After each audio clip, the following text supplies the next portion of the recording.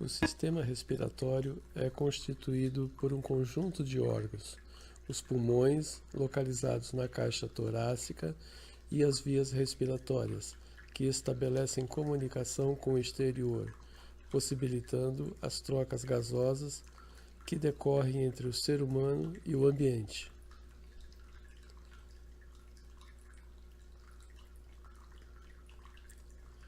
No decorrer da inspiração, a entrada de ar se faz pelas fossas nasais, onde se encontram células sensoriais do olfato e células ciliadas, células essas que possibilitam a filtração do ar.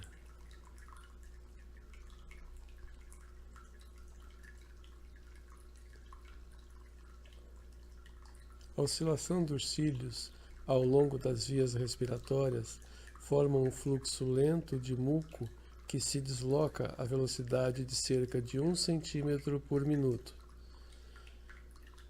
Esse mecanismo possibilita a constante filtração do ar atmosférico que entra nas nossas vias respiratórias.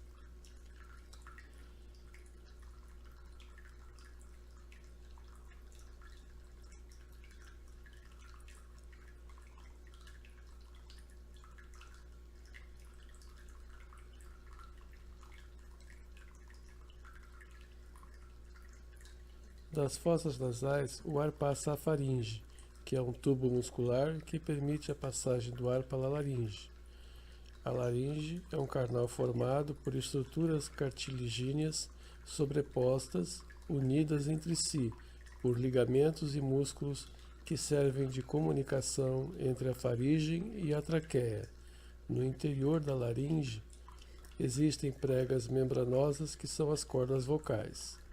A traqueia é um tubo vertical cilíndrico, cartilaginoso e membranoso, que fica localizado entre a laringe e os brônquios. Representa cerca de 12 cm de comprimento e é constituída por vários anéis cartilagíneos, entre 15 a 20 anéis incompletos na parte de trás, no contato com o esôfago. O interior deste órgão é também revestido por células ciliadas e por células secretoras de muco. Os cílios e o muco umedecem e aquecem o ar que respiramos. Quando inalamos poeiras ou possíveis agentes patogênicos, esses aderem ao muco e são depois conduzidos pela garganta através do batimento dos cílios. O fato dos anéis da traqueia se apresentarem incompletos em forma de C, conferem à traqueia uma maior capacidade móvel e elástica, possibilitando o acompanhamento do movimento dos pulmões.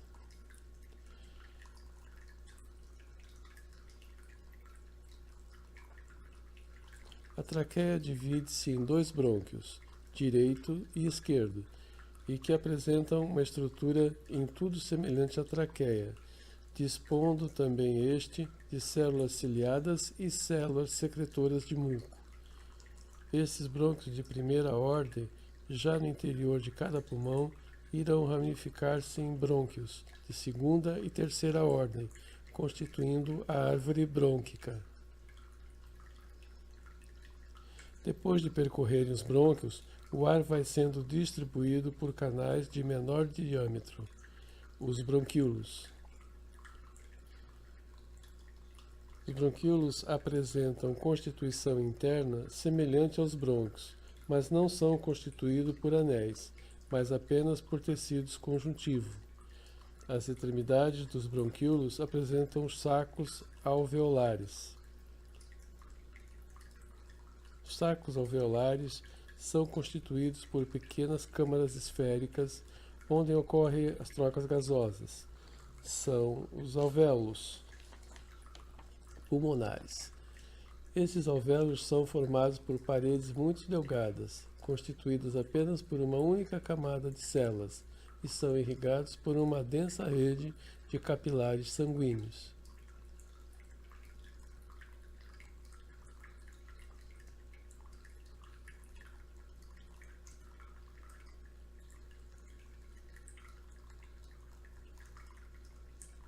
Os pulmões são órgãos elásticos e esponjosos de cor rosada, localizados na caixa torácica, contêm numerosos alvéolos pulmonares. Estão divididos em lobos, sendo que o pulmão direito é maior, apresentando 3 lobos, e o pulmão esquerdo apresenta 2 lobos.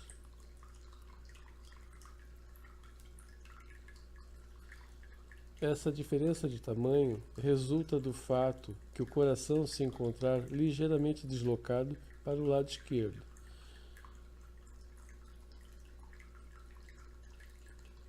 Os pulmões se encontram protegidos por uma dupla membrana chamada pleura, constituída por 2 tecidos, um visceral interno, que reveste cada pulmão, e um outro parietal, externo, que reveste a cavidade torácica. Entre essas 2 membranas encontra-se um líquido, que permite e facilita a constante expansão e contração dos pulmões. O diafragma é um músculo largo e fino, que separa a cavidade torácica da cavidade abdominal, e é a contração e relaxamento desse músculo que, apoiado pelos músculos intercostais, permite o aumento e a diminuição do volume da caixa torácica, e que assim tornam possíveis a entrada e a saída de ar dos pulmões.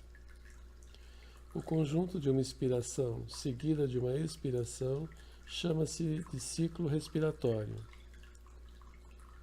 Para que ocorra a expiração, torna-se necessária uma contração dos músculos intercostais com subida das costelas e do externo, uma contração do diafragma que o fará descer e, com isso, aumenta o volume da caixa torácica. A pressão sobre os pulmões vai diminuir e o ar entra nos pulmões. Durante a inspiração, os músculos intercostais relaxam, as costelas e o externo descem, o diafragma relaxa e sobe, diminui o volume da caixa torácica, aumenta a pressão sobre os pulmões, o que obriga o ar a sair.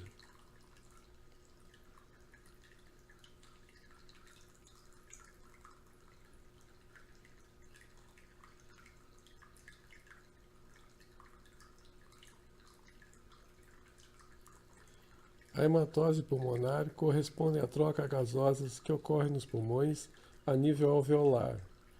As paredes dos alvéolos pulmonares, que são constituídas por uma só camada de células irrigadas por numerosos capilares sanguíneos, tornam possíveis essas trocas gasosas.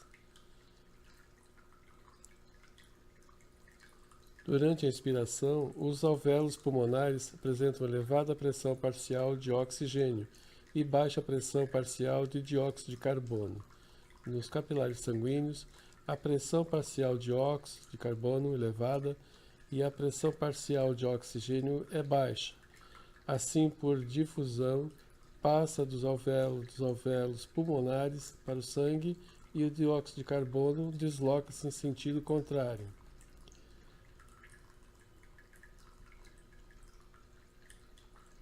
As hemácias têm nesse processo papel fundamental, uma vez que são elas que poderão transportar o oxigênio até as células.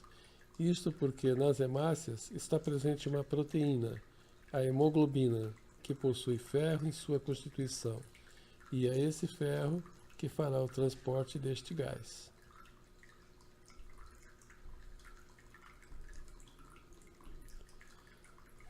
Durante a circulação sistêmica, ao nível das células, ocorrem outras trocas gasosas, que se designa hematose celular. As células apresentam elevada pressão parcial de dióxido de carbono e baixa pressão parcial de oxigênio. Nos capilares sanguíneos, a pressão parcial de oxigênio é elevada e a pressão parcial de dióxido de carbono é baixa. Desse modo, o oxigênio difunde-se dos capilares sanguíneos para as células e o dióxido de carbono desloca-se em sentido contrário. A todo momento, as células produzem energia pelo processo de transpiração celular, processo pela qual é necessário fazer chegar às células o oxigênio. As células responsáveis por esse processo liberam resíduos celulares, tais como a ureia, ácido úrico, água e dióxido de carbono. Essa produção de energia torna-se mais intensa nos momentos de maior esforço, o que requer maior número de cílios respiratórios e cardíacos por minuto, ou seja, ocorre um aumento da frequência respiratória e cardíaca, com o objetivo de responder às necessidades do organismo.